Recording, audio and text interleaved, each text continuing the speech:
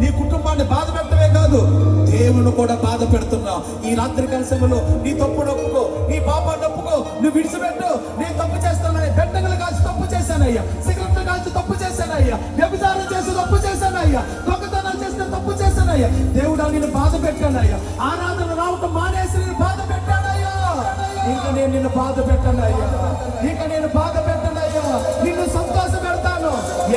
ఎప్పుడైతే నువ్వు దేవుడు సంతోష పెడతావో, దేవుడు నీకు మంచి దేశం ఇచ్చి నిన్ను దేవుడు సంతోష పెట్టబోతున్నాడు. నీకు మంచి జీవితం ఇచ్చి దేవుడిని సంతోష పెట్టబోతున్నాడు.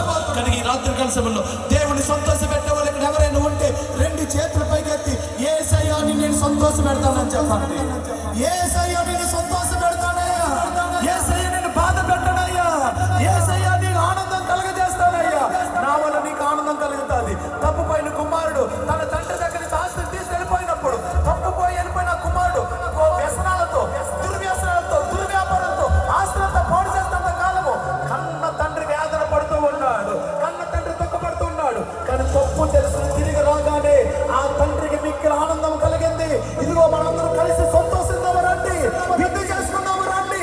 తప్పుపోయిన నా కుమారుడు తిరిగి వచ్చాడు, చచ్చిపోయిన నా కొడుకు తిరిగి వచ్చాడు, ఓ సంతోషిద్దాము రండి అంటున్నాడు. ఈ రాత్రి అలా తప్పుపోయిన కుమారులు ఎవరైనా ఉన్నారా? దేవుని బాధ పెట్టే వాళ్ళు ఎవరైనా ఉన్నారా? ఈ రోజు మరలా తిరుగు దేవుని దగ్గరికి వస్తావా?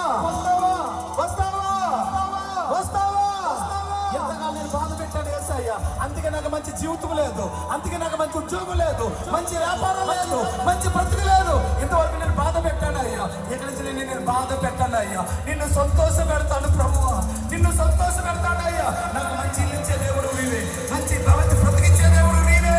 కానీ నేను సంతోష పెడతాను అయ్యా. ఇంకా నేను బాధ పెట్టను. తప్పిపోయాను, మళ్ళా తిరిగి నీ దగ్గరకు వస్తాను. నా పాపాన్ని ఒప్పుకుంటున్నాను ప్రభువా, నువ్వు నాకు కావాలి అనుకున్న ఇక్కడ ఎవరైనా ఉంటే నా తప్పును ఒప్పుకుంటున్నాను, నేను దేవుని సంతోష పెడతాను, నేను తప్పిపోయాను, ఇదిగో తిరిగి నేను దేవుని సమర్పించుకుంటున్నాను అనుకున్నట్లయితే నువ్వు ఉన్న స్థలంలో కుడి చేతుల పైకెత్తు. నేను నీ కొరకు ప్రార్థన చేయబోతున్నాను. నీ పాపాన్ని ఒప్పుకో. కుడి చేతి ఎత్తుకున్న వాళ్ళందరూ నీ తప్పును ఒప్పుకో. ఎందులో దేవుణ్ణి బాధ పెట్టావు?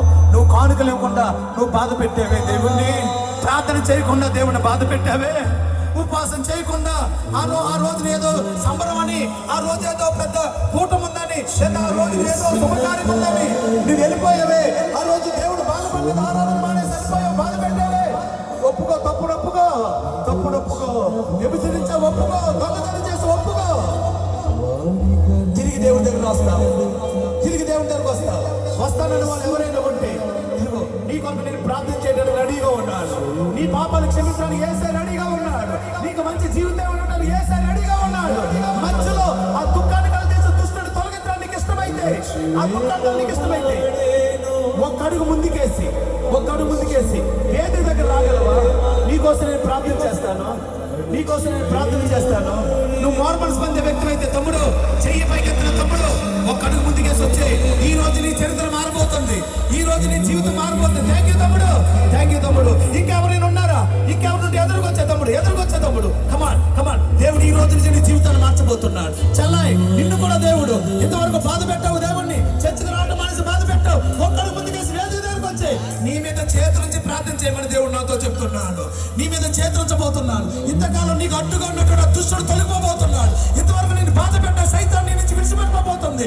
ఈ రోజు నీ చరిత్ర మారబోతుంది, నీ బ్రతుకు మారబోతుంది. కమన్ ఎదురుకు వచ్చే బిడ్డ, నాకు అందేటట్టుగా దగ్గరికి రండి, స్టేజ్ దగ్గరికి అంటారండి. నేను మీ మీద చేతులుంచేటంతగా నాకు దగ్గరికి అంటానండి పెట్టలేను, రెండు చేతులు యేసయ్య చంపుతున్నాడు. నీ తప్పును ఒప్పుకోడు యేసయ్య, నా బ్రతుకు మార్చుకుంటానయ్యా, నా జీవితాన్ని మార్చుకుంటానయ్యా, నా బ్రతుకు నీకు అప్పగిస్తానయ్యా. నిన్ను తప్పు చేశాను, పొరపాటు చేశాను, ఇక్కడి నుంచి నేను సంతోష పెడతానయ్యా, ఇక్కడి నుంచి నేను ఆనందింపజేస్తానయ్యా.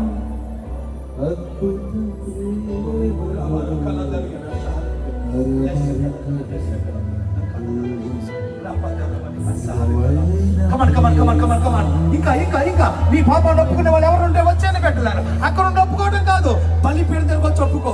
బలి పశువుగా మారిపో. ఈ బలిపీఠం దగ్గరకు వచ్చి ఒప్పుకొని ఆ బలిపీఠం కొమ్ములు పట్టుకుని ఒప్పుకోవాలి. బలిపీఠం కొమ్ములు పట్టుకుని ఒప్పుకోవాలి. అప్పుడు ప్రభు బలిపీఠం కొమ్ములు పట్టుకున్న ప్రతి ఒక్కరి పాపాలు యేసయ్య క్షమిస్తానన్నాడు. ఇదిగో మిమ్మల్ని క్షమించడానికి, మీకు మంచి దేశాన్ని ఉండడానికి యేసు ఈ రాత్రి సమయంలో మన మధ్యలో దిగి వచ్చాడు.